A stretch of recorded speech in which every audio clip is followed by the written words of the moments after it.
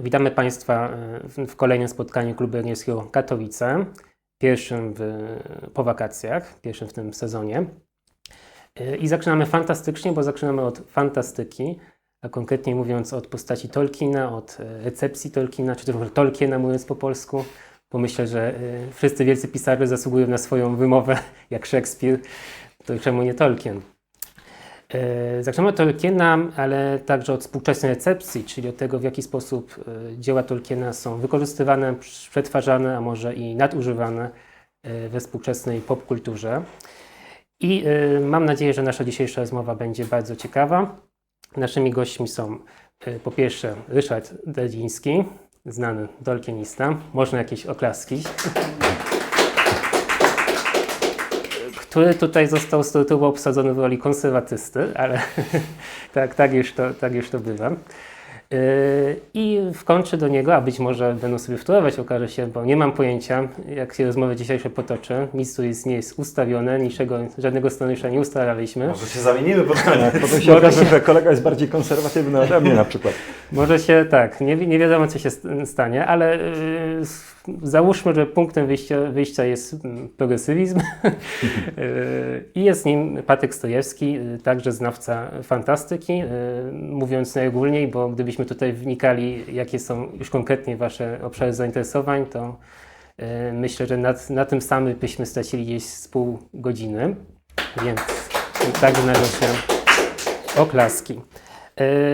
Ja nazywam się Zbigniew Przybyłka, nie będę się zbyt wiele odzywać, chyba że będzie tego wymagać sytuacja, ale pozwolę sobie zacząć od cytatu z Jana Maciejewskiego, związanego z Klubem Jagiellońskim, który jeszcze przed premierą pierwszego sezonu Pieścieni Władzy, bo ten właśnie serial jest pretekstem dla naszego dzisiejszego spotkania, grzmiał na łamach Rzeczypospolitej. Oczywiście zaczęło się od cytatu: zło nie jest w stanie stworzyć niczego nowego. Może jedynie zniekształcić, zniszczyć to, co zostało wymyślone lub stworzone przez siły dobra. Dla jasności ten cytat sprawdziłem starannie, nie jest cytatem z Tolkiena, chociaż bez wątpienia oddaje, myślę, ducha tolkienskiego i jego spojrzenie na wiele spraw. Niekoniecznie może na adaptację serialu, który jest 50 lat po jego śmierci. Dalej pisze Jan Maciejewski. Dalej pisze tak o Jeffie Bezosie, który jest właścicielem Amazona, który zekranizował ten serial. Przypomnę, że to wszystko jeszcze przed premierą pierwszego sezonu było. Multikulturalizm na potrzeby czystości ideologicznej, w cudzysłowie, stworzono postać ziemskiego elfa. Równoprawnienie pojawia się nieznana spoza Tolkiena siostra Isildura, jednego z głównych bohaterów Śródziemia. Całkowicie nowa napisana też postać Galadrieli, którą bardziej niż piękną i szlachetną królową Lothlórien przypomina Wonder Woman, wojowniczkę spuszczającą łomot każdemu nawijającemu się jej pod rękę facetowi. Rewolucja seksualna. Na planie serialu zatrudniono koordynatora intymności, przyjmując wprost specjalistę od scen łóżkowych. Może i Śródziemie potrafiło się oprzeć wojskom Mordoru, ale wobec inwazji kultury woke okazuje się kompletnie bezradne. Jak już zaznaczyłem, było to przed premierą pierwszego sezonu, więc już widzimy, jak w kręgach właśnie katolickich, konserwatywnych, jeszcze przed pokazaniem się, czym ten serial jest, wzbudził on ogromne kontrowersje. Teraz jesteśmy już pod koniec drugiego sezonu tego serialu, gdzie okazało się, że negatywny odbiór części fanbazy nie przeszkodził temu, żeby karawana jechała dalej. I to jest okazja do tego, żeby wrócić do tego tematu, żeby sobie wspólnie się skonfrontować nad tym tematem, który tak tu prowokacyjnie został, mam nadzieję, sformułowany w temacie naszego spotkania, czyli czy Tolkien może być woke. I myślę, że zaczniemy sobie od Ryszarda Dredzińskiego, który myślę, że mógłby zaoferować swój pogląd niekoniecznie tylko na ten serial, ale ogólnie na to, w jaki sposób postrzega to, jak Tolkien jest odbierany współcześnie. Więc oddaję Ci głos. Witam wszystkich bardzo serdecznie i dziękuję za zaproszenie. Zostałem obsadzony w roli tutaj konserwatysty. Zawsze się śmieję troszkę, że właśnie taka pozycja chrześcijańska, katolicka w takim społeczeństwie dzisiejszym to nawet w niektórych względach jest bardzo rewolucyjna raczej niż konserwatywna, bo my się domagamy, żeby właśnie odejść od utartych, od tysięcy lat zachowań ludzkich i iść właśnie w górę. W każdym razie jeżeli chodzi o samego Tolkiena, to myślę, że już no, trzeba by wpierw zdefiniować, czym jest w ogóle woke i też coś więcej powiedzieć na temat jego światopoglądu. No, tutaj zacznijmy od Tolkiena samego. On nie wpisuje się moim zdaniem tak bardzo w te szufladki i schematy, które chcielibyśmy przyporządkować jemu czy jego gdzieś tam osadzić, dlatego że to był człowiek, który właśnie pracując na uczelni bardzo konserwatywnej w Oksfordzie, no, sam w sobie no, wykraczał pewnego, jego pomysły, jego idee były dosyć rewolucyjne. Począwszy od katolicyzmu, który no, w Wielkiej Brytanii w tamtym czasie to był religia dysydencka, która no, była wbrew establishmentowi anglikańskiemu. Także jeżeli ktoś odważył się przejść na katolicyzm, a jeszcze do tego wszystkiego być takim katolikiem, który to głosi, który się tego nie wstydzi, na uczelni, gdzie wśród profesorów w ogóle myślę, że przede wszystkim dominował taki permisywizm, czy jakiś rodzaj indyferentyzmu, ateizm niewątpliwie, no a jeżeli już chrześcijaństwo to w formie anglikańskiej, to tutaj no, Tolkien niewątpliwie no, dla wielu osób zapewne nie był takim typowym angielskim konserwatystą. Druga rzecz, myślę, że to jest taka pewna sprawa, którą też warto byłoby rozważyć wśród osób konserwatywnych, że powinniśmy też umieć rozwijać ekologizm konserwatywny, który reprezentował profesor Tolkien. To był człowiek niezwykle wrażliwy na punkcie przyrody, drzew, zwierząt, krzywdy, którą ludzie wyrządzają przyrodzie. Także to ciężko byłoby go tutaj zakwalifikować i zaliczyć do tych takich, no nie wiem, prądów przeciwko ekologom, że tak powiem, które no dzisiaj się tak podzieliła scena polityczna, że tak naprawdę osoba prawicowa, no to nie chce mieć nic wspólnego z ekologią, a natomiast ekologia jest jedną z broni lewicy w dzisiejszych czasach. To myślę, że to nie jest takie bardzo konieczne i potrzebne, bo są różne formy dbania o przyrodę i ten nurt franciszkański w chrześcijaństwie, na przykład, który Tolkien reprezentował, mi się wydaje, no jest też bardzo ciekawy i wart takiego rozważenia. Był też człowiekiem, który był przeciwnikiem kolonializmu, był przeciwnikiem, to jest pewna rzecz, która jest typowa dla nurtu woke dzisiaj. Był bardzo, jak wiecie, pewnie z listów profesora Tolkiena, odważny w głoszeniu antyrasistowskich poglądów, gdy napisali do niego redaktorzy wydawnictwa z Niemiec w latach 30., pytając go, czy nie daj Bóg nie jest pochodzenia żydowskiego, bo chcieli wydać Hobbita. Wprawdzie to też mało kto o tym wie, że jednak ostatecznie do Niemiec poszła taka wersja łagodniejsza tego listu, gdzie, bo ta ostra, którą znamy, była opublikowana w zbiorze listów, ale ta nigdy do Niemiec nie dotarła. Napisano po prostu odmowną decyzję, ale już bez tych przytyków, które tam Tolkien tym redaktorom owego wydawnictwa przekazał. Więc tu ktoś mi podpowiedział w komentarzach na Facebooku, kiedy podałem temat naszego spotkania. Odpowiedź jest bardzo prosta. Nie, Tolkien nie był woke, koniec dyskusji. Ale ludzie są woke dzisiaj. No, jest bardzo duża grupa ludzi, którzy mają poglądy, nie wiem, dzisiaj modne jest nazywać to woke. Kiedyś nazywały się te poglądy kilka lat temu jeszcze zupełnie inaczej. No, po prostu ten nurt lewicowy, on jest bardzo obecny i no, tak musi być, bo tak jest w naszym społeczeństwie. I na pewno będą tolkieniści, którzy będą chcieli Tolkiena interpretować w ten sposób i my nie możemy im tego zabronić. Natomiast możemy proponować to, co ja nazywam True Tolkien, czyli prawdziwego Tolkiena. Akurat przyniosłem teraz taką książkę, która też niedługo będzie wydana w języku polskim. Nazywa się Wiara Tolkiena. To jest no, taka biografia duchowa profesora Tolkiena. Po raz pierwszy się ktoś no, zdecydował, już znając dużo więcej dzisiaj listów, różnego rodzaju artykułów z czasów profesora Tolkiena, także tekstów związanych, no, wydawanych przez jego dzieci, jego syna Michaela i tak dalej. Wiemy więcej na temat jego codzienności, jego poglądów na świat, co było kiedyś bardziej trzymane na dystans. W świecie anglosaskim ogólnie, jak wiemy, się raczej nie mówi na tematy religijne i polityczne, bo nie wypada, z tego względu, że w Anglii było bardzo dużo wojen religijnych i oni po prostu bardzo nie lubią rozmawiać na takie tematy. Ja zresztą miałem okazję doświadczyć, będąc członkiem Tolkien Society, ale trzeba oddać prawdę temu człowiekowi i no, ukazać we właściwym świetle jego życie. Był to po prostu bardzo skromny, bardzo wrażliwy, bardzo też skoncentrowany troszeczkę też na swoich słabościach, bardzo się obawiający opinii innych ludzi, człowiek wierzący, chodzący codziennie do kościoła, chcący przekazać tą wiarę swoim dzieciom, co w zasadzie tak naprawdę udało się ostatecznie chyba tylko w przypadku córki, chociaż jego najstarszy syn został księdzem, ale tam jest jakiś cień w tej działalności duchownej właśnie Johna Tolkiena. Natomiast jego najkochańszy syn Christopher w ogóle odszedł od chrześcijaństwa, rozwiódł się, ożenił się kolejny raz. W zasadzie ja mam kontakt z tą rodziną Tolkienów, właśnie Christophera, z jego wnukiem, to są dzisiaj osoby wyznania mojżeszowego, ponieważ tam właśnie żony zarówno Christophera, ta druga żona, jak i żona potem jego najstarszego syna, Simona, to są osoby właśnie związane z tym establishmentem właśnie aszkenazyjskim, że tak powiem, w Anglii, bardzo też ważnym na uczelniach i tak dalej.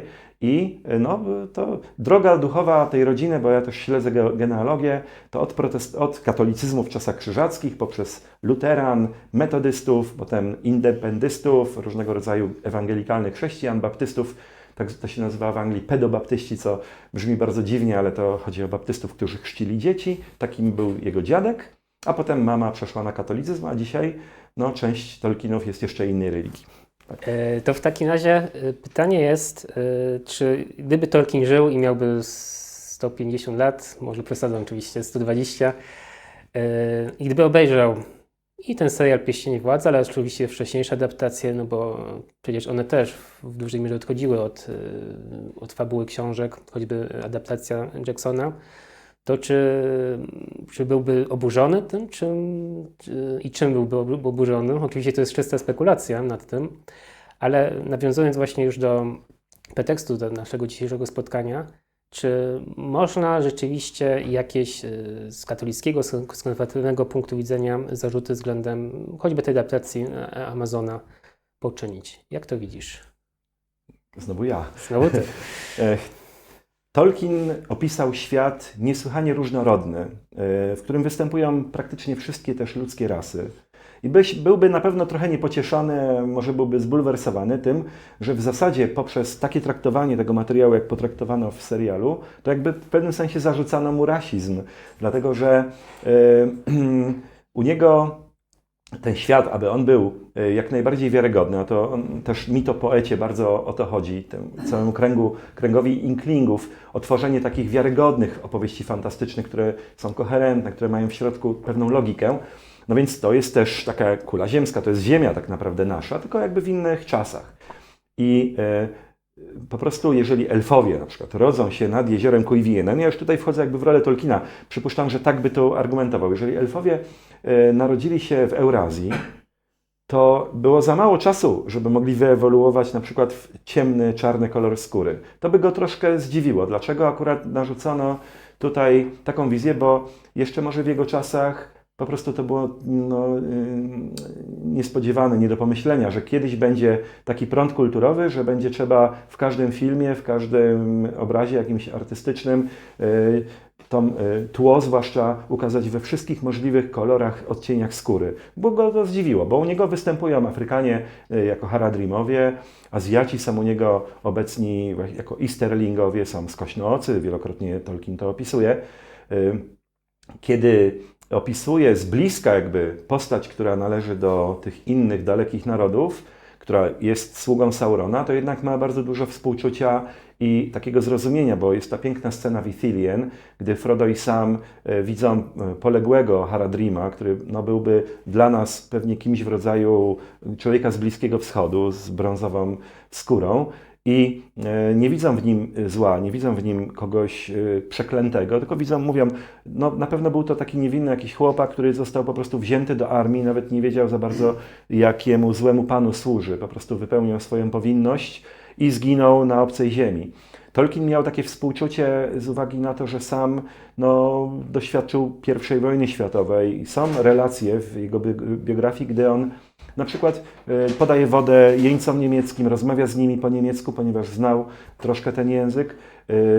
Bardzo broni w listach na przykład, żeby nie nazywać wroga orkami. Cały taki tekst na ten temat napisałem na początku wojny na Ukrainie, napaści Rosji.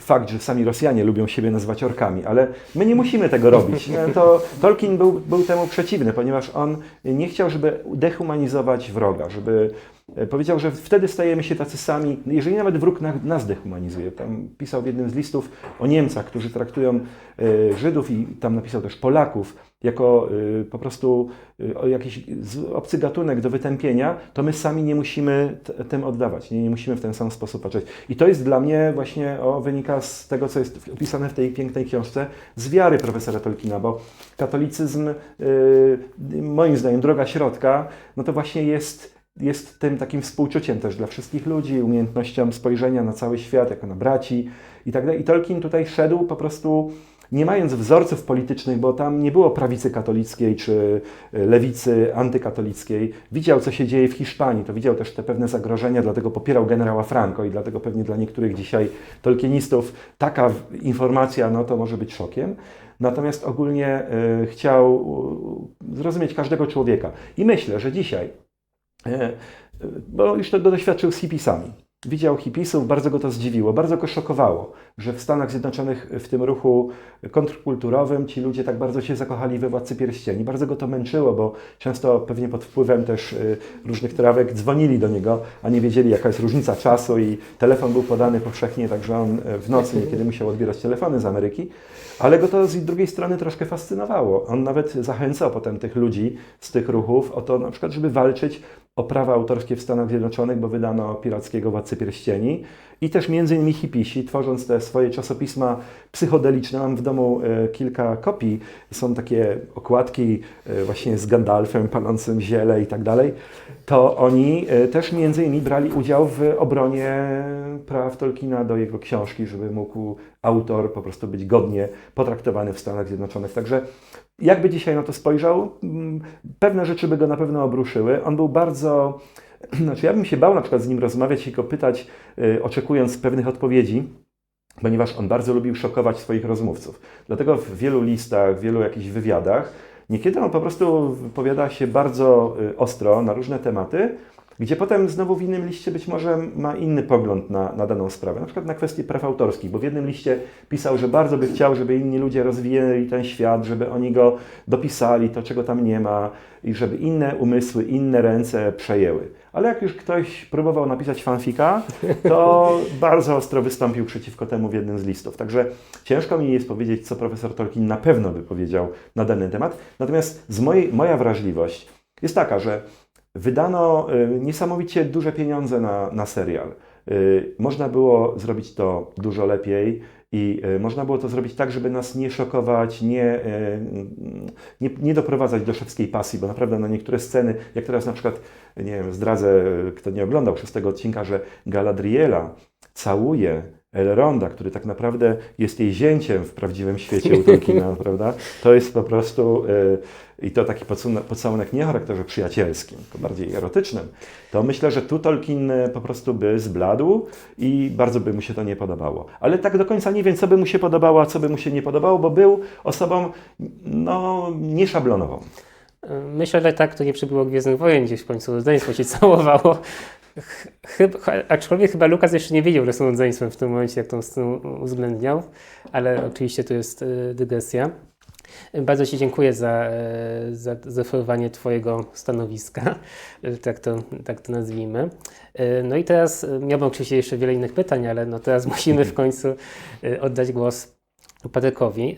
Tutaj oczywiście nie wypowiadając nikomu wieku, ale pokolenie młodsze, możemy powiedzieć. No, pewnie tak w zasadzie. I ukształtowana chyba po raz, nie wiem, zgaduję, że chyba pierwszym kontaktem na Tolkiensie były filmy może, czy nie? Właśnie przedtem nie, było, Władca Pierścieni w postaci takiego trójtomowego, potężnego wydania od Zysku z Gandalfem na okładce był jednak wcześniej, ale to jest kwestia roku tak naprawdę różnicy między jednym a drugim. Więc w zasadzie czyli najpierw czytałeś książkę i miałeś... Żeby było ciekawiej, ja najpierw widziałem animację Bashiego, potem czytałem książkę, bo animacja dotarła do mnie zanim byłem w zasadzie na tyle większym dzieckiem, żeby już czytać takie tomiszcza, a Potem, i to było niedługo po książce, trafił już film. Ja mam wrażenie, że Drużynę Pierścienia oglądałem równolegle z czytaniem Dwóch wież. A Dwie wieże też bardzo specyficznie czytałem, bo kiedy ja je czytałem, to Polskie Radio publikowało słuchowisko, więc trochę czytałem, trochę słuchałem. Więc Taki to, miszunk się zrobił. to znaczy, ale faktycznie dostawałem to już całego Tolkiena w takiej bardzo przemieszanej, jeśli chodzi o rodzaj medium, które do mnie docierały formie. I faktycznie najpierw była jednak animowana adaptacja, potem szukałem w filmie podobieństw do animowanej adaptacji, których jest niemało. I chyba animowana adaptacja do dzisiaj jest przeze mnie zapamiętana jako taka straszniejsza, jeśli chodzi o orków i to, że one były takimi cieniami bardziej. Na czerwonym tle, nie? To rzeczywiście. Balrog na pewno bardziej mnie zguba Durina przerażała w tej takiej animowanej, niedopowiedzianej postaci, bo za tym jednak szedł jakiś sekret. Jednak kiedy dostajemy efekty specjalne, filmowe, dążące do jakiegoś realistycznego odwzorowania, no to ten sekret zostaje nam troszkę odebrany. A prawda jest taka, że przed lekturą i potem przed bardziej dogłębnymi lekturami, przed Silmarillionem, no ten Balrog był dla mnie gigantyczną tajemnicą, że skąd drugie takie zło, przecież oni idą zniszczyć zło, dlaczego po drodze, w zasadzie na tak wczesnym etapie opowieści, już się trafia jakieś potężne zło, których no jakby boją się najpotężniejsze postaci, więc no to była zagadka. Więc ty już oczywiście jesteś dojrzałą postacią kształtowaną, jeżeli chodzi o fantastykę, jeżeli chodzi o twój pogląd na życie. To jak ty teraz podchodzisz? Nawet wróćmy do tego szczęsnego czy nieszczęsnego serialu. Czy tutaj z tym, co powiedział Ryszard, się zgadzasz w pełni, w 80%, w 0%? Z obecnym sezonem jest lepiej. Pierwszy przemęczyłem. I pierwszy przemęczyłem tak trochę, żeby dowiedzieć się, jak pewne rzeczy fabularnie zostaną tam do ostatniego odcinka rozwiązane, no to mogę powiedzieć, że były takie fragmenty pierwszego sezonu, które oglądałem z poczucia obowiązku i z zaciśniętymi zębami. Co na przykład w takim razie? Spoiler alert oczywiście będzie. Przedłużające się wątki hardfootów jako hobbicich protoplastów, które w pewnym... Tam było dużo takich momentów, które były z mojej perspektywy o niczym i dało się to lepiej rozwiązać taką dramaturgią.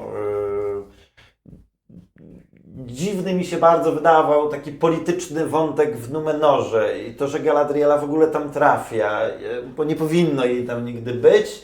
I mam też takie poczucie, że przez to, jak twórcy chcieli skondensować te lata, Drugą erę w jeden sezon, tak, wytracili cały ten wątek bardzo fajny i rozciągnięty w pokolenia, podczas którego mogli pokazać te numenorejskie podróże morskie i właśnie budowanie tego kolonializmu, który potem można krytykować w jego wersji fantastycznej w Śródziemiu i rodzącą się przyjaźń pomiędzy elfami a Numenorejczykami, która potem w bardzo wiarygodny sposób poskutkuje w ten sojusz. I ja wiem, czemu tą erę trzeba było skondensować, żeby opowiedzieć tę historię, bo inaczej mielibyśmy tych Pierścieni Władzy od momentu, kiedy zaczyna się pierwszy sezon, do momentu, kiedy mają miejsce wydarzenia z drugiego sezonu, to tam trzeba by było zrobić 10 sezonów,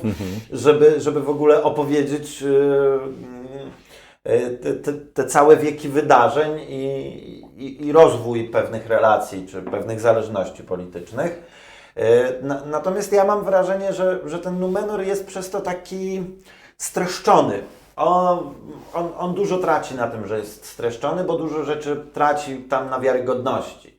Właśnie między innymi ta relacja ludzko-elficka, to, że jednak mimo wszystko Sauron niejednokrotnie był poskramiany, tak? Że ten opór i ostatnie przymierze to nie jest pierwszy raz, kiedy elfowie, chociaż to też się wydarzy zaraz po drugim sezonie, czy już się powinno dziać w zasadzie, jeśli chodzi o serial. Ale to wszystko mówisz jakby z perspektywy swojego wykształcenia, myślę, i zawodu, tak? Bo jakby jesteś wykształcony w kreatywnym pisaniu, więc rozpatrujesz jako pewną konstrukcję fabularną. nie? Ja krytykuję scenariusz. No tak? właśnie. To prawda. Natomiast jeśli chodzi o takie rozwiązania, które nazwalibyśmy dzisiaj woke, to powiem, że postawiłbym tezę, że Hobbit Jacksona momentami bywa dużo bardziej woke niż Pierścienie Władzy w niektórych rozwiązaniach, które zostają użyte jako treść utworu. Bo Pierścienie Władzy, właśnie o to chodzi, czy casting, tak, i dobór castingowy w tym wypadku jest w 100% elementem treści, czy jednak już troszeczkę nie schodzi właśnie na tą przestrzeń formy. Bo nad kolorem skóry aktora można się nie zastanawiać. Znam widzów, którzy nie widzą takich rzeczy i nie postawią sobie pytania o to, czy tych elfów jest więcej, czy są rozrzuceni po świecie. I będą na te różnice zwyczajnie w ogóle niewyczuleni, oni tego nie zauważą i wtedy to się staje, to jest ściśle związane z formą, tak? Czyli w żaden sposób nie zmienia to treści opowieści zawartej w całym legendarium Tolkiena. Zresztą to też jest trochę tak, że na pewnym etapie Tolkien jest o tych różnicach narodowościowych między ludźmi, ale w momencie, kiedy elfy nie mają swoich narodowości, to jest trochę nie o tym, bo one się dzielą zupełnie inaczej. Dzielą się na 3 zasadnicze szczepy i w ramach tych szczepów w zasadzie te różnice pomiędzy nimi są na tyle charakterystyczne, że ten kolor skóry moim zdaniem może stać się już zupełnie kwestią formy, a nie treści. I w treści może zupełnie nic tak naprawdę nie zmienia. Natomiast teraz łapię myśl. Jest tak, że z kolei Jackson w Hobbicie wieloma rozwiązaniami był dużo bardziej śmiały, jeśli chodzi o pewne zmiany podejmowane względem oryginału. Bo Na mamy przykład? wątek romantyczny pomiędzy krasnoludem a elfką, że tak wezmę pierwszy z brzegu, chyba najbardziej kontrowersyjny przykład. To jest bardzo śmiała zmiana względem oryginału. W ogóle to, że w Hobbicie ten materiał został mocno rozciągnięty. Poszczególne postaci dostały cech, których w literackim pierwowzorze w ogóle im nie nadano. No jakby ten Hobbit został gruntownie przemeblowany, kiedy oddawano go na ekran. Najbardziej spójna z książką jest tak naprawdę pierwsza część, a później jest to trochę fanfic. I można się zastanowić, czy dla współczesnego widza dziwne maszyny bojowe z troli są potrzebne, żeby młody odbiorca mógł się cieszyć tym filmem, czy jednak można było sobie je odpuścić i czy krasnoludy z łaski swojej mogły nie jechać na kozłach i dzikach i czy mogłyby na przykład nie posiadać antystrzeleckich balist, bo kiedy, gdzie miałyby to w zasadzie wymyślić, jak to się ma do technologii pokazanej nam w Władcy Pierścieni, czyli w fabule późniejszej, tak? Czemu oni z tym nie pojechali pod Czarną Bramę, tak? Tam by się to przecież super przydało. Ja wiem, że gdzieś tam była bitwa o Erebor, tak? Mniej więcej w tym samym czasie, ale z drugiej strony, dlaczego doszło do oblężenia? Przecież oni tych Esterlingów to by zmietli z tą swoją maszynerią. Z gór żelaznych przyszliby krasnoludy, przyjechaliby na kozłach, odpalili swoje balisty. Wojna wygrana. Dobrze. Mi się wydaje, że... Nie spodziewałeś się, że uderzę w Hobbita, No, tak? ale mi się to... Nie wiem, czy ktoś się zgłosi na salę i komu podobała się ta ekranizacja. Mam wrażenie, że książeczka dla dzieci, którą na jeden film by się nadawała, ściągnięta na 3 długie filmy, no to nic dobrego z tego nie mogło wyjść. Tak? Mająca świetny taki nastrój, który ten film burzy całkowicie. Nie? To jak się czyta Hobbita, to jest zupełnie inna opowieść. To prawda. Taka bardziej kameralna, że tak powiem. Nie? Jakby na przykład z Władcy Pierścieni zrobiono 6 filmów, tak? No to zresztą było 6 ksiąg, nie? Ale Jackson mówił wielokrotnie, że gdyby jemu pozwolono zrobić Jackson's Cut Władcy Pierścieni, to siedzielibyśmy w kinie dobę. On parę razy powiedział, tak, że tak jak Snyder Cut robi swoje filmy, to gdyby była wersja Jacksona, to byśmy Władcy Pierścieni okrągłe 24 godziny sobie oglądali. Myślę, że w tym momencie to był już jako serial powstało, nie? Bo te 20 lat temu to jeszcze takich seriali nie było, nie? Jak są rozszerzone te wersje Władcy Pierścieni i one są jako maraton filmowy, no to tak od wieczora do rana ludzie siedzą w kinie, bo to jest 12 ponad chyba godzin. Tak, na 18 i tak. się przed 7 idzie dopiero z kina. Ja jeszcze w jednej kwestii chciałbym tak może pobronić faktycznie trochę tej Pierścieni Władzy, ale Pierścienie Władzy zrobiły jedną rzecz lepiej niż Jackson, definitywnie zrobiły to w tym sezonie i jest to wprowadzenie bardzo udane Toma Bombadilla, który przez Jacksona zostaje ominięty, bo to nie pasuje mu do dramatyzmu, do tego odcinka opowieści. Tam jest dużo usprawiedliwień, dlaczego on się nie pojawia w Władcy Pierścieni. Ale Pierścienie Władzy tego Toma Bombadilla nie wprowadzają źle. Ta ekspozycja jest... No ja na przykład wyobrażam sobie mniej więcej takiego Toma Bombadilla, jakiego tam dostaję, więc... Nie zgodziłbym się, ale to wynika właśnie z lore. No jeszcze jakaś kontrowersja. Tutaj film jest jako serial. Gdyby to w ogóle nie dotyczyło Tolkiena i Śródziemia, to bardzo by mi się w ogóle podobał ten serial, bo on naprawdę on rozważa też bardzo wiele kwestii moralnych, takich też ważnych dla samego Tolkiena, które nie są czasami obecne w serialach typowych, które oglądamy gdzieś tam na Netflixach. Także on jest nawet pod niektórymi względami głębszy. Mi się na przykład bardzo podoba to kuszenie przez Saurona i w zasadzie to, że Sauron sam siebie też oszukuje. To widać, te manipulacje zła, one są moim zdaniem tam dobrze pokazane. Ale jest lore, nie, które... No na przykład sam Tom Bombadil, cieszę się, że go nareszcie mogę zobaczyć. To całkowicie się z Tobą zgadzam. Jednakże Tolkien pisał, że Tom Bombadil to jest tak naprawdę geniusz loci jakiegoś konkretnego miejsca. I jego natura, jego wygląd, ta złota jagoda, to są dolina rzeki Cherwell koło Oxfordu. Tom Bombadil związany bardzo mocno z tą taką typową angielską przyrodą. I tu trochę to jakoś mi nie pasuje, no bo jakżeżby ten duch miejsca miał zmienić miejsce, nie? Dlatego tu tylko pod tym względem, bo tak to się bardzo cieszę, bo marzyłem o zobaczeniu Toma Bombadilla na ekranie, a który jest bardzo fajny. Ale są teorie fanowskie, nie wiem czy słyszałeś, że to jest tak naprawdę Morgoth, a ta jego partnerka to jest Ungolianta. Właśnie wczoraj, tak, są bardzo, bo to jest jeszcze cały świat, fandom tolkienowski ogólnie nie za bardzo lubi ten serial, ale jest cały fandom serialu. I oni mają grupy dyskusyjne, tam czasami sobie zaglądam, są bardzo różne ciekawe teorie dotyczące tego, co to niby tam się tak naprawdę dzieje na tym ekranie. Na przykład teoria, że Adar to jest Celeborn, które potem przejdzie na dobrą stronę i będzie mężem Galadrieli. No ale już się okazuje, że chyba raczej nie, no bo flirtuje ona z Elrondem w tej chwili, także chyba to się tak nie uda.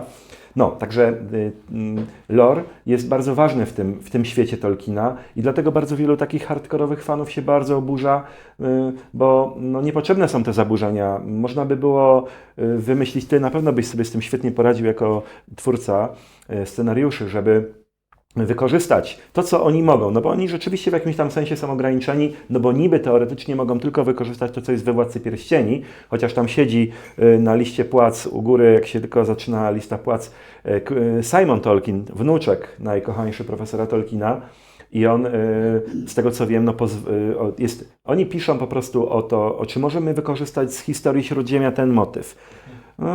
Dobra, możecie. No to się znajduje on w scenariuszu.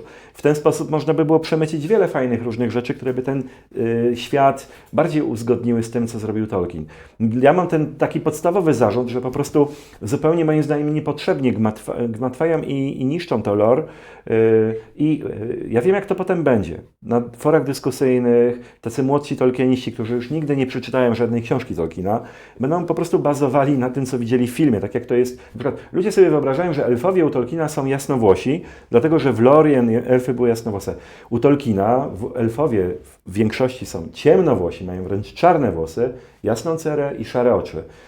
Blondynów to jest bardzo niewielu, nie wiem, można by może powiedzieć z 15% wśród całej społeczności elfickiej, a najczęstszy wygląd to jest właśnie ciemnowłosy elf, a takich prawie w ogóle się u Jacksona nie widywało i ludzie kojarzą elfy z jakimś takim ideałem aryjskim, co jest zupełnie moim zdaniem Obce. nieuzasadnione, obce Tolkienowi całkowicie. Zwłaszcza, że ta grupa w Śródziemiu to już w ogóle, bo jeszcze w Walinorze, gdzie mamy waniarów, to jeszcze Tak.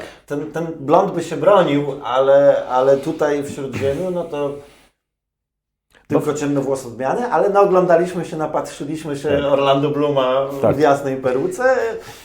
Jeszcze tak dorobiono ich trochę więcej. Jest wiele argumentów, że, bo Tolkien nigdy nie napisał ostatecznie, jak wyglądał, jakie włosy miał Legolas. Ja tłumaczyłem książkę Natura Śródziemia, tam jest taki fajny rozdział o wyglądzie bohaterów. Jest podrozdziałik o właśnie taki pasus na temat Legolasa, ale tylko na temat jego sylwetki, że jest taki smukły i tak dalej. Natomiast o tych włosach nic nie ma mowy, natomiast można wywnioskować, że być może był brunetem, bo tam są pewne we Władcy Pierścieni takie. No Tolkien akurat na to tak bardzo nie zwrócił uwagi, nie miało to dla niego znaczenia, a ponieważ w Hobbicie król elfów ma chyba jasne włosy, no to uznano, że jeżeli Thranduil ma jasne włosy, no to jego syn też powinien być blondynem. I tak przeszło potem do tego filmowego kanonu, no to też jest przeciwko lore, no ale powiedzmy, że wybaczamy to bardziej, bo dzisiaj się zrobiło tak wśród fanów takich hardkorowych. Do tej pory chłopcem do bicia był Hobbit.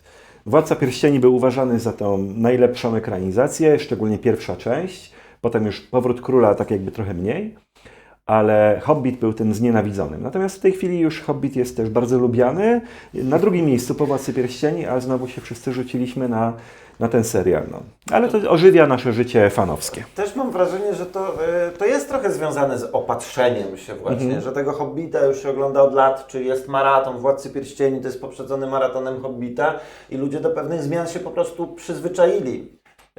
Ja na przykład w dyskusjach takich towarzyskich zacząłem teraz dużo bardziej atakować Hobbita z przekory, żeby troszeczkę, no, żeby pokazać, zwłaszcza znajomym, o których wiem, że od zawsze podobał im się Hobbit, a od początku krytykują Pierścienie Władzy, że to nie jest takie czarno-białe i jeśli do jednej adaptacji mamy ten zarzut o jakieś właśnie zaburzanie lore, to nie możemy zapominać o tym, że jedna z poprzednich adaptacji też robiła to w pewnym stopniu, tylko dlatego, bo gdzieś tam spełnia takie współczesne oczekiwania wobec kina. Cieszy wysokim budżetem, dobrymi efektami specjalnymi, pięknym Torinem. Musi być głośno, muszą być fajerwerki, dużo bitew i tak dalej. No. Bohaterska walka finałowa, tak. podczas której... No... Pozwólcie, że się Wam wtrącę, bo mam wrażenie, że omijacie inną kwestię, mianowicie kwestia ras tolkienowskich czy naszych realnych, to jest jedna sprawa, ale co z parytetem płci, że tak powiem, no bo weźmy za wzór Władcę Pierścieni Tolkienowskiego, no to w sumie mamy taką jedną silną, ciekawie zarysowaną postać kobiecą, czyli Eowinę, tak? Tutaj kobietę wojowniczkę, to zostało oczywiście wykorzystane bardzo intensywnie w filmie. No, ale O co będzie? Mogę? Tak, proszę Cię bardzo. Tak? To jest bardzo ważna kwestia. Jest. Tak. No, ale już w filmach Jacksona trzeba było jednak te postacie kobiece pompować, tak? Arwenę trzeba było napompować z jakiejś postaci zupełnie w tle, sztucznie ją uwzględniać właściwie we wszystkich trzech filmach.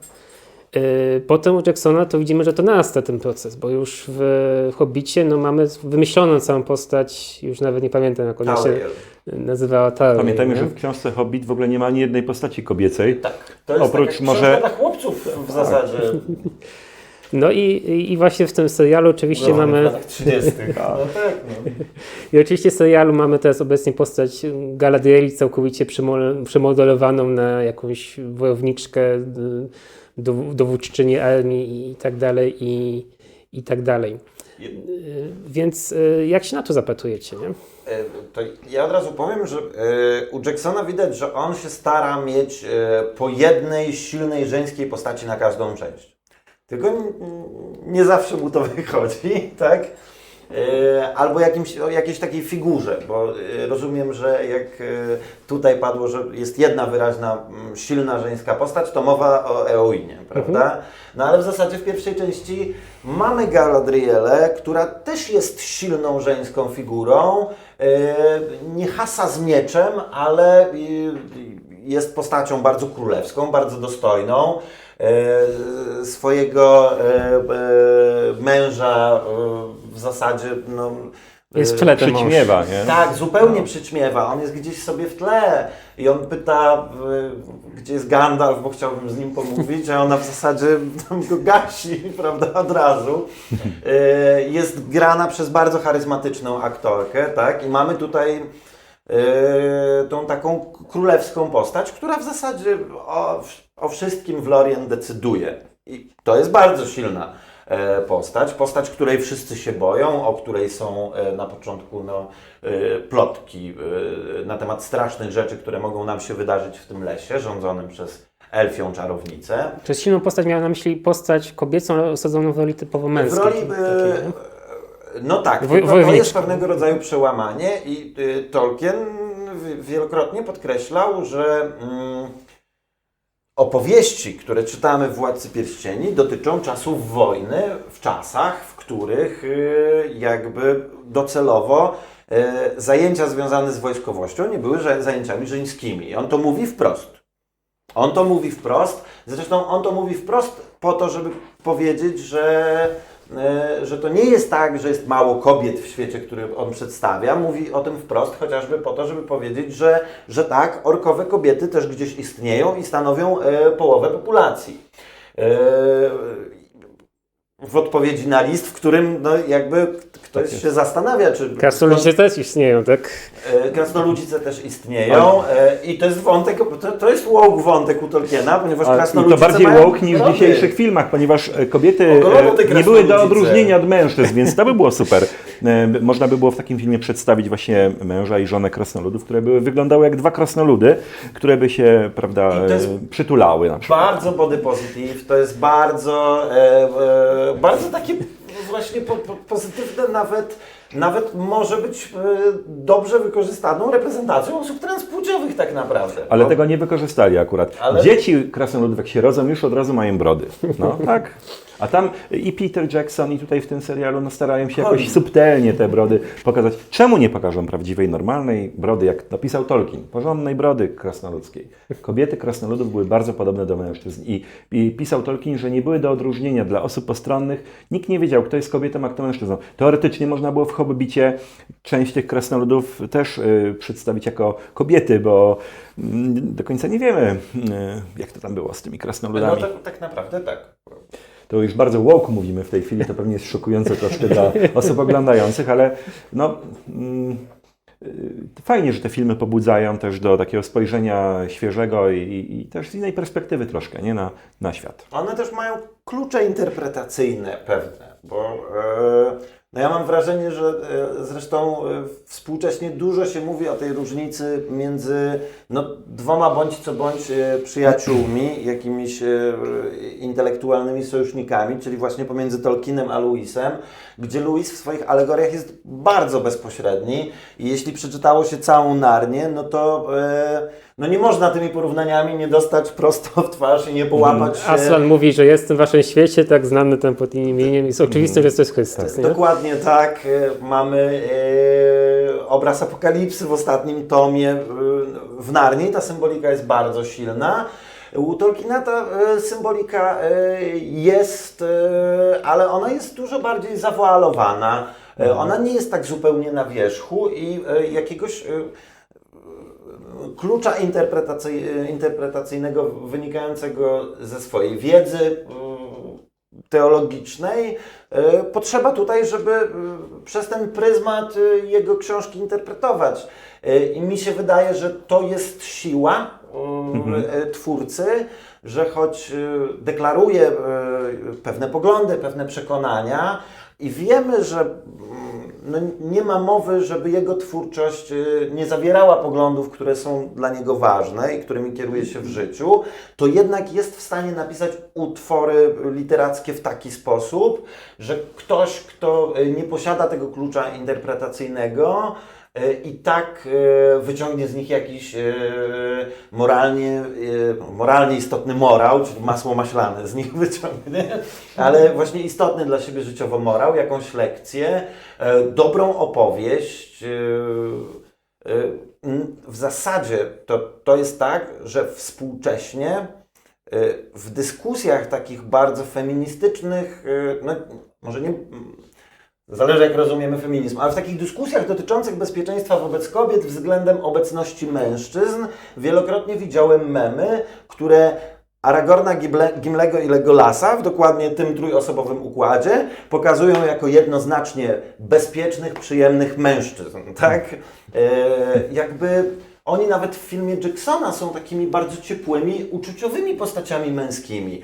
Tam wszyscy mężczyźni przecież w Drużynie Pierścienia całują się w głowę, nie wstydzą się przytulać w ramach swoich przyjaciół. Nie ma tego, co nazywa się w tym świecie toksyczną męskością. Nie, Tak, praktycznie nie ma czegoś takiego nie ma u Tolkiena, toksycznej ale też w książkach tego nie ma, bo nie tylko w filmach. No. I są Bo to był bardzo dobry przecież- człowiek po prostu, bardzo dobry ojciec, bardzo dobry mąż, bardzo wrażliwy człowiek i umiejący docenić przyjaźń, która dzisiaj w dzisiejszym świecie, no tak jak to Lewis pisał w Czterech Miłościach, jest niestety na nią spadł taki cień homoseksualizmu i się kojarzą ludziom czułe gesty przyjaciół z dawnych opowieści, od powiedzmy Homera, gdzie przytulają się ci główni bohaterowie i to dzisiaj interpretują często ludzie jako coś seksualnego, a są to gesty przyjaźni. Ja jeszcze pamiętam z mojego dzieciństwa, jak wujkowie się całowali, nie? Na powitanie, co dzisiaj już jest no, niemożliwe, bo ten cień jakby na nas opadł.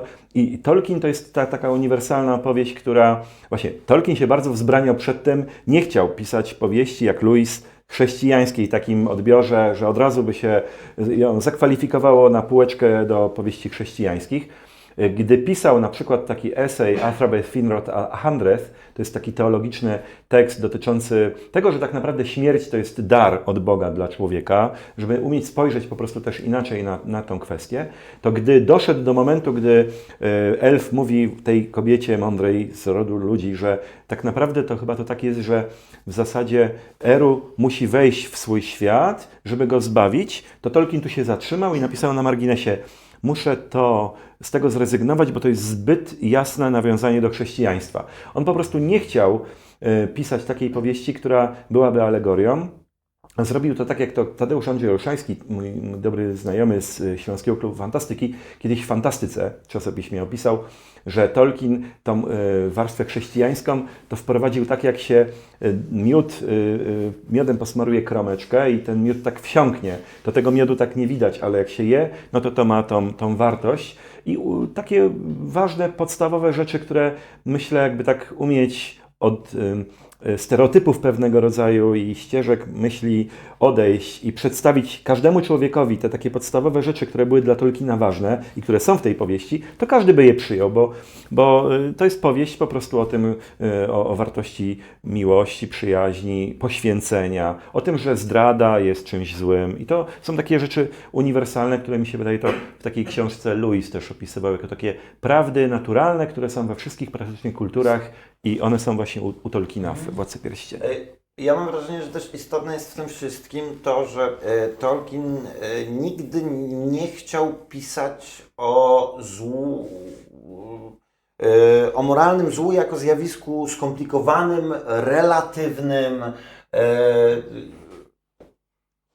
Ta figura zła, bardzo wyraźnie wskazana, reprezentująca sobą bardzo określone cechy, jest potrzebna w tych opowieściach, ponieważ kiedy Tolkien próbował pisać kontynuację Władcy Pierścieni, przestał właśnie w momencie, w którym uświadomił sobie, że udział człowieka w tym, co się dzieje, to w jaki sposób to zepsucie jest wprowadzane, traci ten taki jednoznacznie, no w zasadzie biblijny i antychrystyczny wymiar, Tak. bo Morgoth jest postacią antychrystyczną i jest to postać dokumentnie zła w taki sposób, że nawet te fragmenty, które moglibyśmy czytać jak raj utracony, nie są w stanie pokazać go w sposób budzący nasze zrozumienie, a od pewnego momentu nie jesteśmy w stanie dla niego mieć nawet cienia współczucia.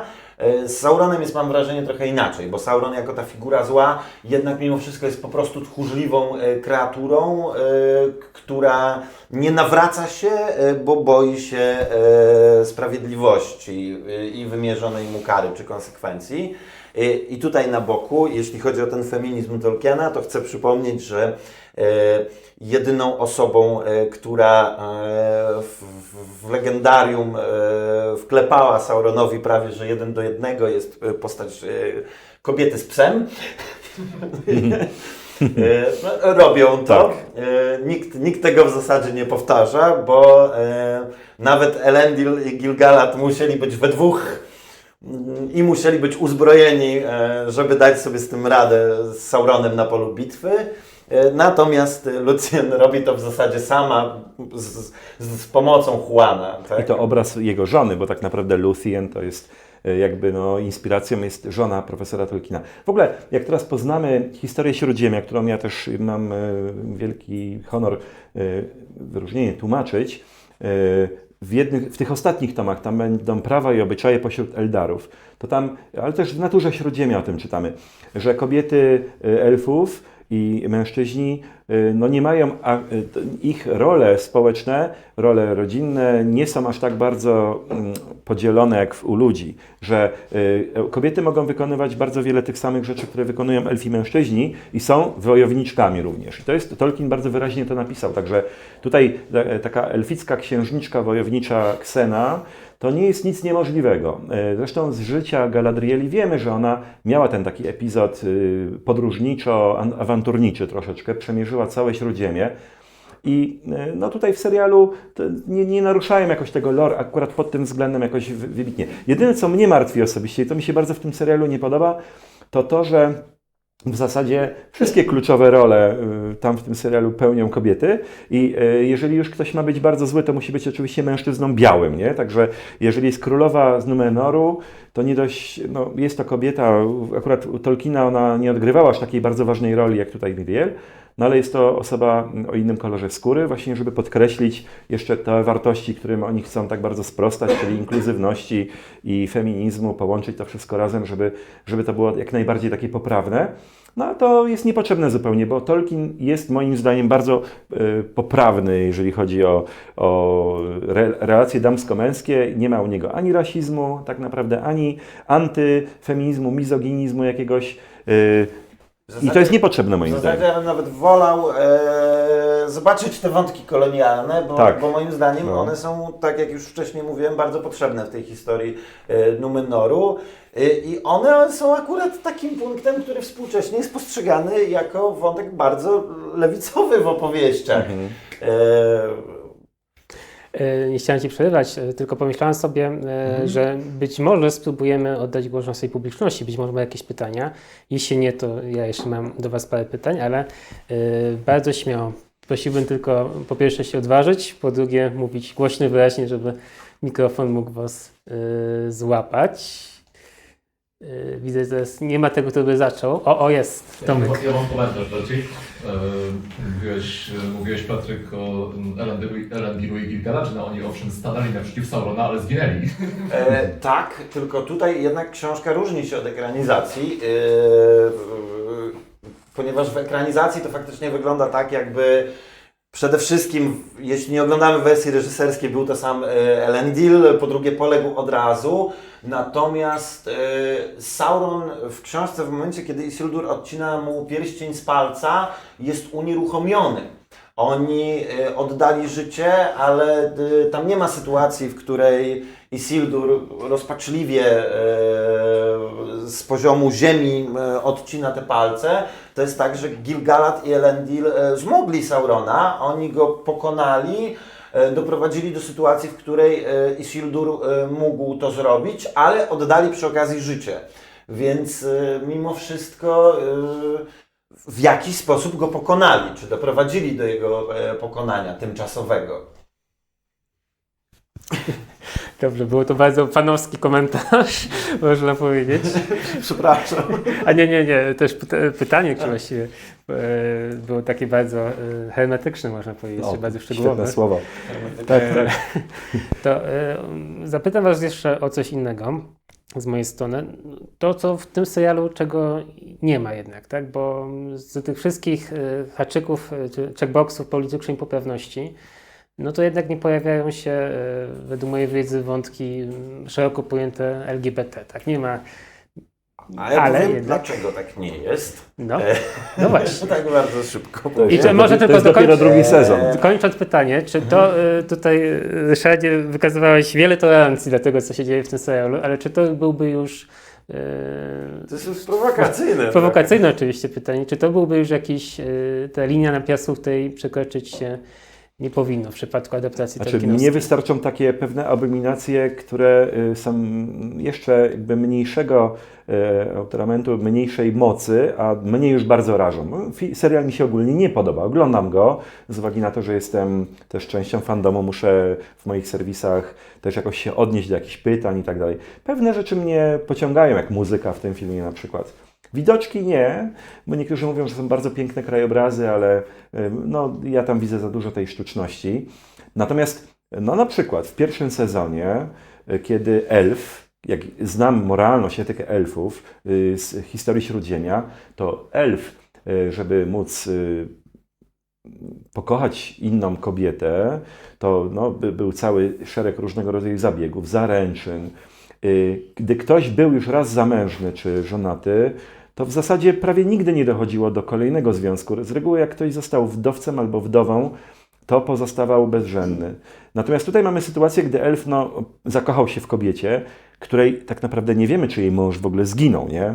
I oni wchodzą w relację romantyczną, co na tym poziomie kobiety niskiego urodzenia i elfa niskiego urodzenia mogło zachodzić pewnie w tym świecie Śródziemia wielokrotnie, bo samo kraina na południe od Gondoru, gdzie mieszkał książę Imrahil, to tam dochodziło do takich różnych relacji, prawdopodobnie Dol Amroth, bardzo tak. często. Tak. Zresztą Także- Imrahil był przez to potomkiem też. Właśnie. Także te związki elfów i ludzi nie były jakieś bardzo rzadkie i nie były ich tylko 3. 3 były tylko w tych szlachetnych rodach, nie? Natomiast tutaj mi się to nie podoba i ja zwracam szczególną uwagę właśnie na tego typu rzeczy i one mnie bardzo bolą. No jak też ten pocałunek. To są po prostu, jest pewnego rodzaju u Tolkiena bardzo ważna ta etyka, moralność dotycząca też spraw damsko-męskich. I ona jest tutaj w tym filmie w szczególny sposób naruszona. No, Peter Jackson w Hobbicie też to robił. Tu wiem, że to może brzmi bardzo staromodnie i dziwnie dla niektórych osób, ale mnie po prostu takie rzeczy bolą. Nie te czarnoskóre elfy, chociaż uważam, że tutaj robi się dużą krzywdę osobom o innym kolorze skóry w ogóle. Dlatego, że sugeruje się jakby, na przykład w Hobbitach, że jak Hobbit jest bardziej prymitywny, sprzed 1000 lat, to jest ciemnoskóry, a potem już w filmach Petera Jacksona są jasnoskórzy, czyli można coś takiego jakby zasugerować. Można zrozumieć to w No, ten sposób. bo ja jestem osobą, która się zajmuje genealogią genetyczną, zajmuje się trochę archeologią, to ja na takie rzeczy bardzo zwracam uwagę i mnie to trochę boli, bo nie zasługują po prostu ci aktorzy i tacy ludzie na takie traktowanie, a może sobie showrunnerzy po prostu z tego nie zdają sprawy. Ja Tyku, piłeczka po twojej stronie, jak to z seksualnością Ja bym Tolkiena. powiedział więcej, że ja bym powiedział tak, że siłą opowieści Tolkiena, i to fajnie czytamy o tym w eseju Sapkowskiego zatytułowanym Piruk, czyli nie ma złota w górach szarych. Siłą Tolkiena jest brak wątków związanych w ogóle z seksem i brak wątków silnie skupionych na tej cielesnej stronie tego, co romantyczne. Ponieważ to dlatego czyta się jak jakąś swego rodzaju pieśń rycerską, to się czyta jako jakieś kroniki, to się czyta właśnie jak mitologię, dlatego, bo Tolkien się na tym nie skupia i problemem często jakby fantastyki próbującej naśladować Tolkiena jest to, że jednak te takie piwniczne nerdy potrzebują sięgnąć po wątki damsko-męskie, które wiele takich opowieści z założenia szlachetnych po prostu potrafią popsuć, już pomijając fakt, że są tam zupełnie zbędne. Opowieści toczące się w Śródziemiu na dłuższą metę tego po prostu nie potrzebują. Jakby po co wchodzić w te zagadnienia, skoro te historie tak naprawdę nigdy nie były o tym. Czy one sięgają po relacje romantyczne? Jasne, sięgają. Czy te relacje romantyczne służą opowiadaniu o uczuciach? Tak, ale nie od cielesności, one mają pokazać nawet w przypadku przejścia od przodków Arweny i Aragorna do nich w momencie, kiedy następują pewne symboliczne wydarzenia, w momencie, kiedy ten związek się krystalizuje, to tam ma dojść nawet do pewnego genealogicznego łuku fabularnego. To zostaje spięte klamrą, która łączy ten świat materialny z tym światem niematerialnym i duchowym. I to jest taki piękny, metafizyczny wymiar. Natomiast to, co ma wymiar piękny, metafizyczny, przestaje go mieć, jeśli ten wymiar staje się fizyczny. Ale tutaj dodam może, żeby tak widzowie nie myśleli, że Tolkien po prostu był osobą, która była oddalona od tych spraw. Miał 4 dzieci. Są przede wszystkim w ogóle w pierwszym słowniku języka Quenya macie wszystkie terminy na wszystkie organy płciowe, męskie, żeńskie, na akt seksualny. To powstawało w tym czasie też, kiedy Tolkien był młodym małżonkiem. Zresztą on umiał w tych tekstach takich pobocznych, które znajdują się w historii Śródziemia, jest na przykład mowa o tym, że tak naprawdę małżeństwo dopiero się rozpoczynało w momencie aktu seksualnego, więc też dla tych postaci szlachetnych, które są jakby związane z walarami z Eru, no to niemożliwe jest, żeby mieć wiele partnerek seksualnych w ciągu jednego życia, tak jak u Sapkowskiego praktycznie większość bohaterów. Ale Sapkowski sam się za to krytykuje. Ale w każdym razie Tolkien tutaj też pokazuje nam pewnego rodzaju taki model, jak ideał, który jest na pewno bardzo trudny do realizacji w naszym współczesnym świecie, ale nie jest mu to zupełnie obce. Tyle, że nie epatuje tym, nie wulgaryzuje też kwestii seksualnych. Tak, i to jest chyba właśnie wulgaryzacja, to jest to słowo, którego mi brakowało. No i właśnie teraz pytanie, nie? Czy w Śródziemiu mogłyby pojawić się wątki miłości czy relacji homoerotycznej, tak? Bo to jest ten taki jakby kontrowersyjny. Ja uważam, że tak. Oczywiście, tylko, że Tolkien by to nazwał, że to było, bo pisał, że w Śródziemiu jako model funkcjonował przede wszystkim monoteizm i monogamia. I wszystko, co było poza tym, to było spod cienia. Nie? Także u niego to byłoby spod cienia po prostu. Czyli już byłby to wpływ tego rozkładu, który wprowadził do tego świata Morgoth. Ja nie wiem, jak to zrobił Tolkien, na przykład dzisiaj. Tak. Wiem natomiast, że był częścią środowiska akademickiego i nie wierzę, że nie znał i nie kolegował się z Miał niewątpliwych homoseksualistów jako swoich przyjaciół, na przykład Odena, poetę, który myślę, że zdawał sobie z tego sprawę, jaką ma on właśnie tą tożsamość seksualną, ale jednocześnie pewnie mówił tak, jak to wielu z nas mówi, nie? Że ja się przyjaźnię z kimś, nie interesuje mnie, co on robi w łóżku, natomiast jest to dobry człowiek, z którym chętnie sobie pogadam i oni pisali do siebie nawzajem w ogóle wiersze, Oden i Tolkien. Wydaje mi się, że to jest to, co może inaczej. Nowy cień mógł podsunąć mu pomysły krytykowania między innymi zachowań seksualnych, bo to się zbliżało w takim kierunku jakichś rytuałów. Wiemy, że jak są rytuały w jakichś piwnicach, to można wejść, to autor mógł wejść już w krytykę z pozycji religijnej. Zachowań seksualnych niezgodnych z jego religią i przekonaniami wypływającymi z tej religii, ale na przykład będących tożsamością jego przyjaciół. I to jest ten element, którego on zwyczajnie mógł chcieć głośno nie krytykować, nawet z pozycji religijnej osoby ze swoimi jakby ustabilizowanymi przekonaniami, tak? To jest taka kwestia osobowościowa, jakby też z jego biografii, że on był niesłychanie otwarty na ludzi i choćby wśród inklingów, no miał nawet okultystów, albo antropozofa, byłego okultystę, maga, poprzez Charles Williams, jeden z trójki tej takiej najważniejszej inklingów, on w pewnym okresie swojego życia był związany ze Złotym Świtem i był magiem, który uprawiał czarną magię albo białą magię.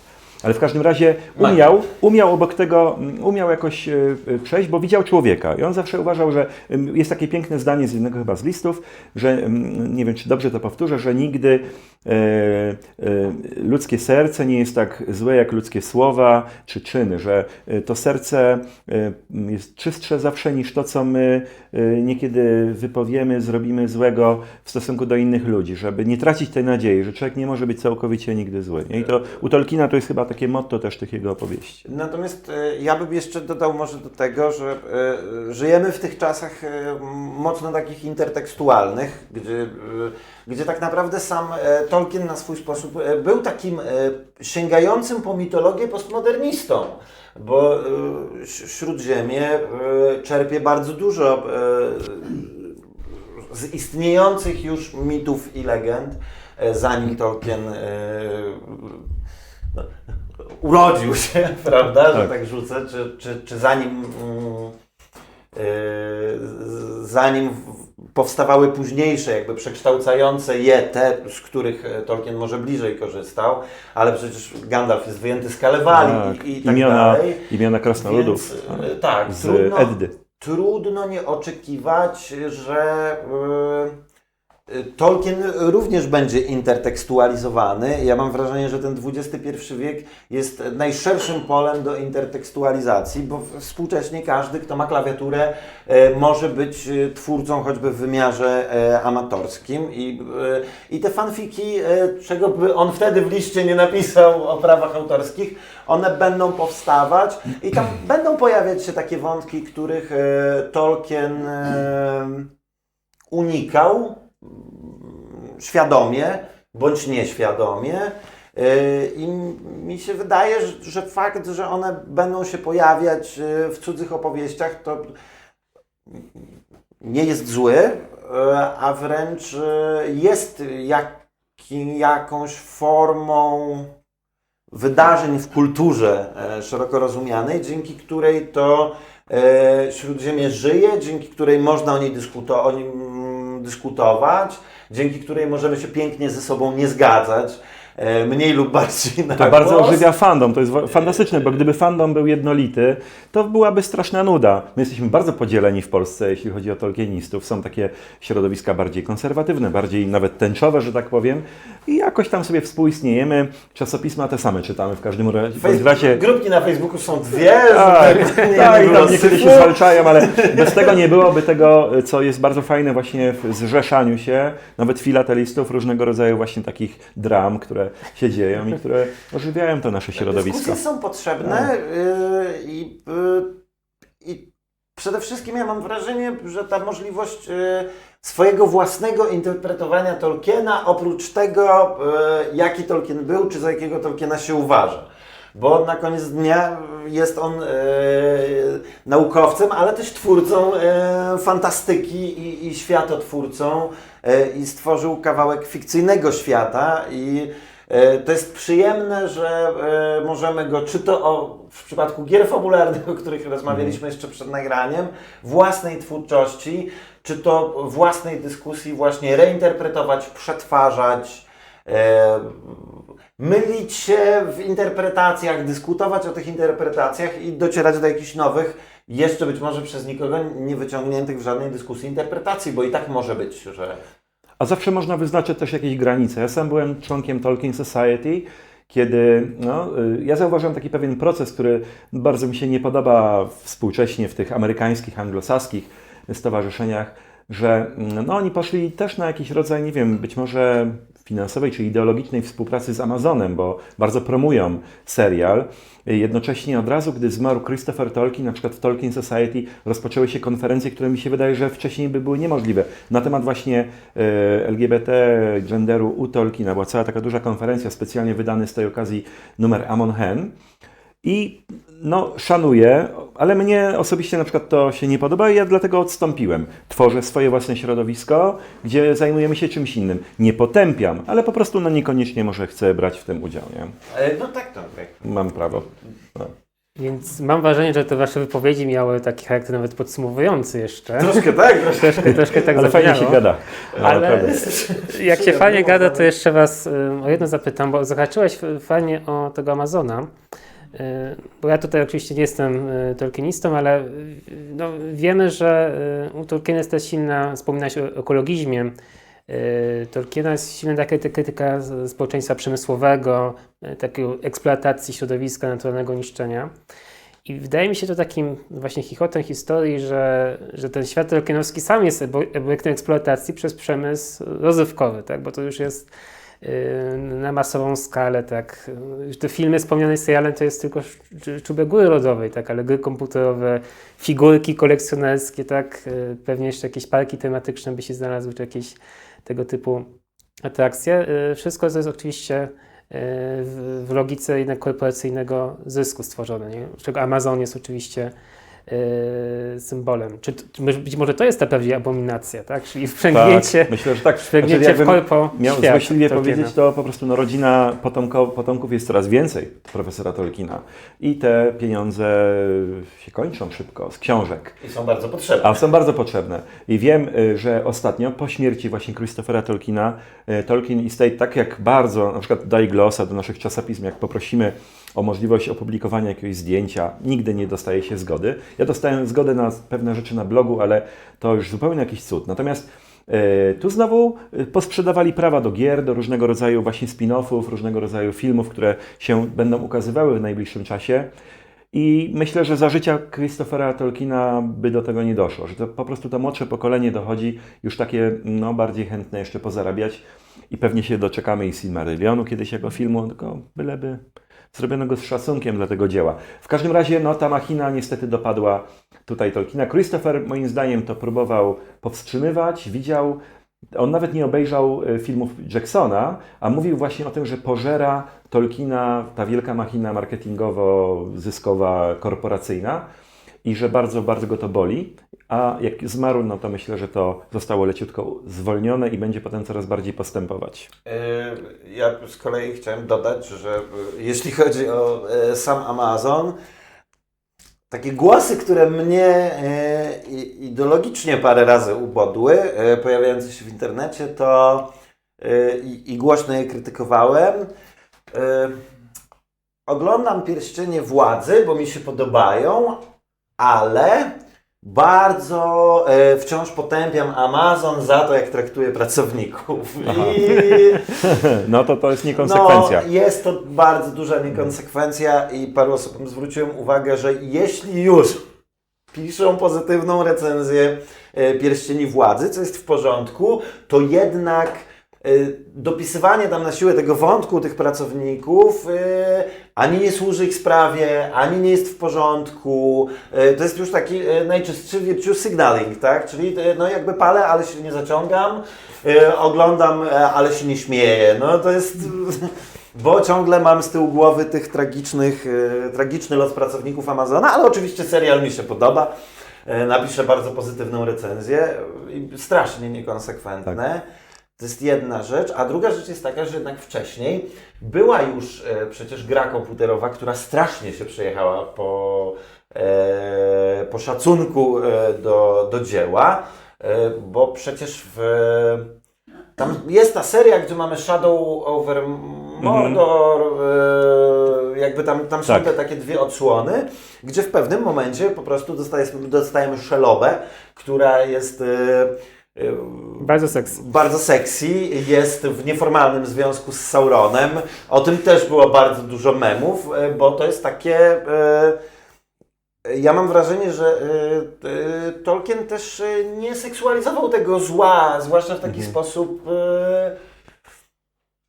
Nie jestem pewien, czy wulgarny, ale pajęczyca, a tutaj to takie ludzkie zantropomorfizowane wyobrażenie, które ma z tego ekranu trochę uwodzić tego bohatera, którym gramy, owijać go wokół palca, wejście w jakieś takie motywy obce literaturze, tak klasycznie fantastycznej, czyli takie trochę noirowe, to jest duże odejście od pierwowzoru, bardzo duże. No tam się robi w pewnym momencie bardzo fanfikowo, bo przecież główny bohater zasuwa, mając w sobie dosłownie ducha Celebrimbora i mścimy się za wydarzenia. Ale powiem szczerze, że słyszę to pierwszy raz, w te rewiry jeszcze nie zawędrowałem, ale dwie gry komputerowe. Mój Boże. I one w zasadzie byłyby w porządku grami komputerowymi, nikogo nie rażącymi i w ogóle nie byłoby o tym dyskusji, bo mają i dobry gameplay i ta fabuła jest ciekawa, zwłaszcza w pierwszej części, pod warunkiem, że miałyby miejsce w innym uniwersum. Natomiast tutaj albo twórcy chcieli z premedytacją być kontrowersyjni, albo chcieli to sprowokować, nawet nie tyle sprowokować, co zinterpretować po swojemu. Zapamiętałem taki piękny mem, czyli jest zdjęcie Tolkiena i obok wypowiedź: tak, mój synu, właśnie tak jak napisałem, Szeloba w swojej ludzkiej postaci wyglądała jak, tu nazwisko aktorki filmów dla dorosłych, która urodziła się 20 lat po tym, jak ja umarłem. O, masakra. Jest to Tak. piękne ilustrowanie tego problemu. Znaczy, to świetnie jakby potwierdza taką moją pewną tezę, że Tolkien jest taką marką, która kojarzy się z bardzo wielką kasą. I teraz tak, w dzisiejszym świecie to można na przykład jak Kiplinga, czy nie wiem, różne rzeczy. Ostatnio Dzieci z Bullerbyn próbuje się jakby zhejtować, że to jest nie na dzisiejsze czasy, że właściwie Tolkien, są takie książki oskarżające Tolkiena o rasizm, oskarżające Tolkiena o mizoginizm, o antyfeminizm, o różnego rodzaju złe z punktu widzenia dzisiejszego świata rzeczy. I teraz tak, ten świat marketingu mógłby to przyjąć i potępić Tolkiena, ale straciłby wtedy bardzo duże źródło dochodu. Więc wolą go nam przedstawić, i to niestety się dzieje też przy pomocy Tolkien Society, jako właśnie progresywne, możliwe do interpretacji na wiele sposobów dzieło, które nie ma tak naprawdę tego swojego core, nie ma tego lore i nie ma tej etyki, która jest opisana w tej super książce, która niedługo będzie w Polsce.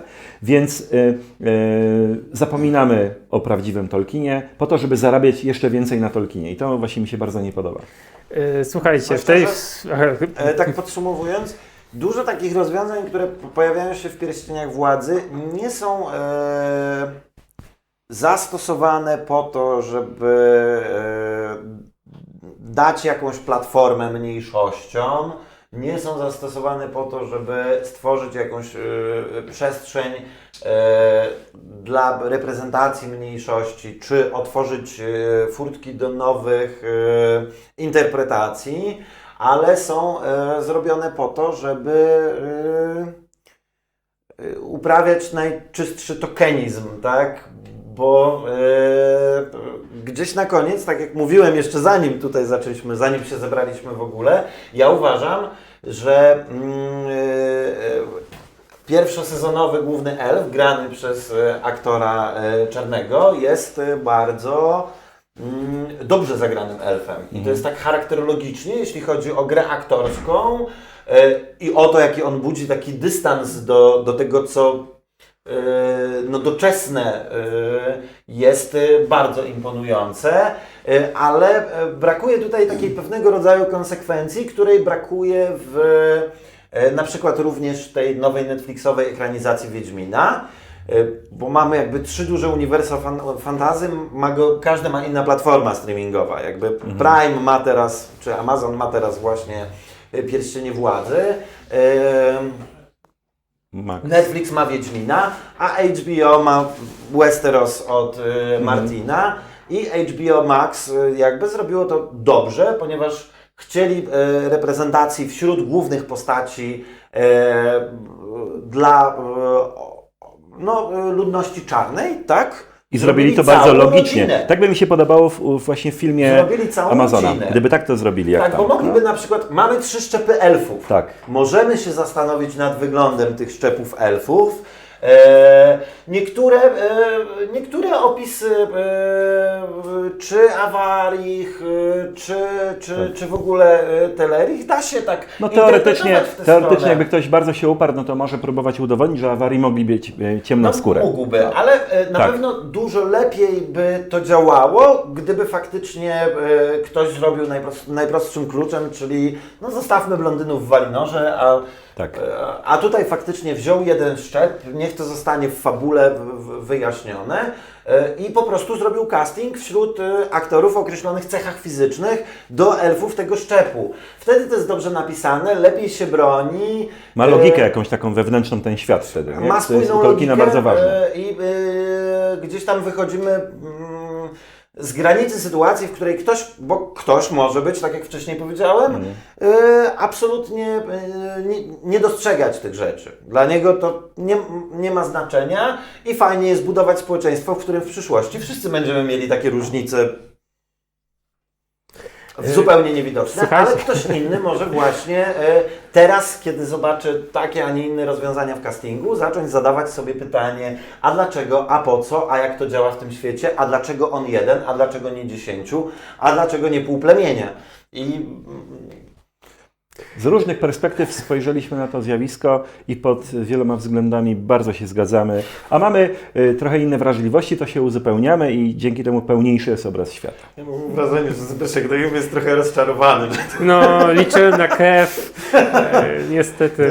Liczysz na to, że będziemy jak zarząd Tolkien Estate w tym momencie. Gdyby Ale- to była dyskusja w internetach na Facebooku, to pewnie byłoby bardziej krwawo. Ale w rzeczywistym starciu, jak ludzie się spotykają, to... Jest woda, ciasteczka. Dokładnie. Można jeszcze pytanie, to ja może krew. Dobrze. A może się uda coś. Dobrze. Komentarz, skoro wcześniej mówiliście o teorii, jakoby Tom Bombadil i Jagódka to byli Morgoth i Ungolianta, no to tak słyszałem. Sauron z Szelobą pasują jako związek mniejszego zła, mniejszego złem, nie? W tym kontekście. Mniejszego również w sensie czysto fizycznym. Natomiast pytanie. Tak jak słusznie zwróciliście uwagę, bo trylogia Jacksona nam się opatrzyła w pewnym sensie. Znaczy jesteśmy już przyzwyczajeni do tej jego wizji, no wręcz może nam troszkę pamięć płatać chwilę, jeżeli sobie nie odświeżaliśmy książek, że w sumie to chyba tak było, jak to Jackson przedstawił. I zapytam Was o jeden konkretny wątek, to znaczy jak podeszli, jak dzisiaj podchodzicie, nie? Z perspektywy tych 2 dekad, do wątku elfów. Do tego, że Jackson jednak wyeksponował rolę tych elfów w stosunku do trylogii.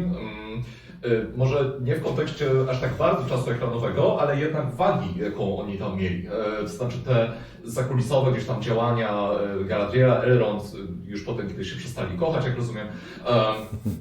Natomiast, no i ta ofiara tragiczna Haldira i pozostałych elfów z Lothlorien, bez której no, prawdopodobnie by się nie udało wygrać w Chromowym Jarze. Czego zresztą w książce nie było akurat. Tak, dokładnie. Nie? No, w tym rzecz, więc jak do tego podchodzicie? Tudzież czy widzielibyście to przez pryzmat ideologiczny w jakiś sposób? Ja mam wrażenie, że Jackson w przeciwieństwie do samego Tolkiena nie uważał elfów za nudy, bo sam Tolkien uważał, że elfy są długowieczne, trochę nudne, jakby dużo rzeczy im się udaje, bo jednak bliżej im jakimś postaciom nadprzyrodzonym niż słabym ludziom, którzy mogą się uginać, czy małym hobbitom, którzy mogą dowodzić swojej wartości. I to jest pierwsza rzecz, że ekran znosi trochę mniej niż książka i potrzebujemy mniej niż papier i potrzebujemy więcej elementów fantazy, żeby kupować, że mamy do czynienia z fantazy, kupować tą baśniowość, kupować tą niezwykłość. Więc tych elfów mam wrażenie, że po pierwsze z tego tytułu musiało być więcej, po drugie... Przepraszam, wejdę w słowo, ale to moim zdaniem jest świetne wyczucie dramatyzmu ze strony Jacksona, bo jednak postawienie istoty, która nie umrze ze starości w kontekście śmierci jest rewelacyjnym zabiegiem narracyjnym, nie? Tak, bardzo dobrym, to jest jedna rzecz, a druga rzecz jest taka, że pewne rzeczy w książce u Tolkiena dzieją się czy w ogóle we wszystkich książkach, one są bardziej rozciągnięte w czasie, tam jest miejsce na wprowadzenie większej liczby postaci. Tam książę Imrahil, wasalowie Gondoru, poszczególni mniejsi lub więksi żołnierze, na których nie ma miejsca na tej taśmie filmowej, bo te filmy i tak są długie.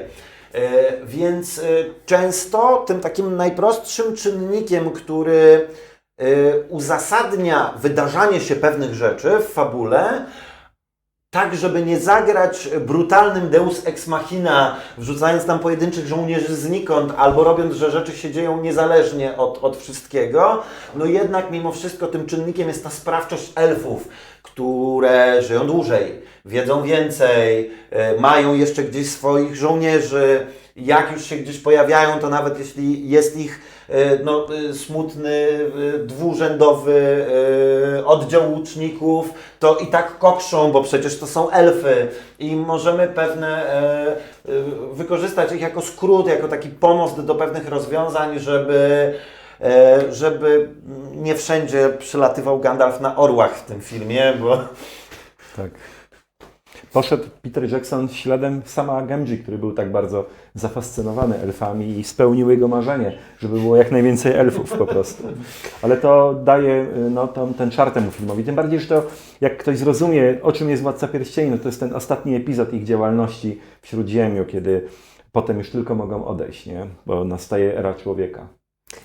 Dobrze, słuchajcie, rozmawiamy już prawie 1,5 godziny. Myślę, że musimy stanowczo skończyć, więc może ostatnie takie statement, ostatnie pożegnanie się, zwłaszcza z naszymi widzami. Czy mógłbym Was prosić o takie krótkie podsumowanie tego, co usłyszeliśmy dzisiaj? Ja zachęcam do czytania. Prowadzę taką akcję, czytamy Władcę Pierścieni dzień po dniu. Akurat można sobie przeliczyć te daty na nasze daty i akurat dzisiaj hobbici z Aragornem są na Amon Sul. To pięknie pasuje do tej przyrody, która nas otacza, do tych liści, które się złocą, bo to dokładnie jest opisywane też w książce, bo Tolkien był bardzo wyczulony. Także czytajmy przede wszystkim, a filmy traktujmy po prostu jako jakiś dodatek, powód do dyskusji, zastanowienia się, no bo dzięki temu, że taką mieliśmy dyskusję dzisiaj, to przypomnieliśmy sobie bardzo wiele wątków i odnieśliśmy się też do samego profesora. Ja do apelu o czytanie dodałbym taki swój osobisty apel, żeby jeszcze ze względu na tą tendencję rosnącą dawać szansę temu serialowi, bo nie jest gorzej niż w pierwszym sezonie, jest lepiej. Zobaczymy, jak będzie w trzecim, tak? Żeby ocenić go gdzieś tam ostatecznie po całości, zwłaszcza, że warto zwrócić uwagę na to, że Amazon ma do swojego serialu przypisy. I tam są przypisy do bardzo konkretnych prac Tolkiena, po które sięgano, żeby pewne rzeczy umieścić. I warto chociażby po to, żeby wiedzieć, do jakich książek sięgać, żeby dowiedzieć się więcej, a może właśnie dowiedzieć się inaczej niż w serialu i wyrobić sobie swoje własne spojrzenie. Zgadzam się. Dobrze, to bardzo, bardzo dziękuję. Myślę, że należą się oklaski dla naszych uczestników. Dzięki. Fajnie. Bardzo fajnie.